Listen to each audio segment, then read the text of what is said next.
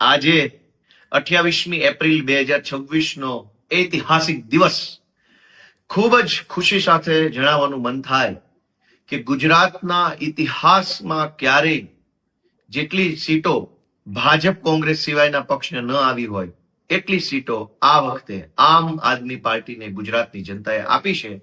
એ બદલ સૌથી પહેલા હું ગુજરાતભરના સૌ મતદારોનો હૃદયપૂર્વક આભાર વ્યક્ત કરું છું. આશરે 350 કરતા પણ વધુ તાલુકા પંચાયતની સીટો, આશરે 13 જેટલી તાલુકા પંચાયતમાં પૂર્ણ બહુમતીથી આમ આદમી પાર્ટીની સરકાર, આશરે 60 જેટલી જિલ્લા પંચાયતની સીટો, નર્મદા જિલ્લામાં જિલ્લા પંચાયતમાં પૂર્ણ બહુમતીથી આમ આદમી પાર્ટી, જુનાગઢ જિલ્લામાં મુખ્ય વિપક્ષ તરીકે આમ આદમી પાર્ટી, અન્ય અનેક જિલ્લાઓમાં જિલ્લા પંચાયતની સીટો સાથે આમ આદમી પાર્ટી આગળ વધી છે. અને એ સિવાય 35 થી 40 જેટલી નગરપાલિકા અને મહાનગરપાલિકાની સીટો સાથે મળીને આમ આદમી પાર્ટીએ જબરજસ્ત પરફોર્મન્સ આ સ્થાનિક સ્વરાજની ચૂંટણીમાં મેળવી.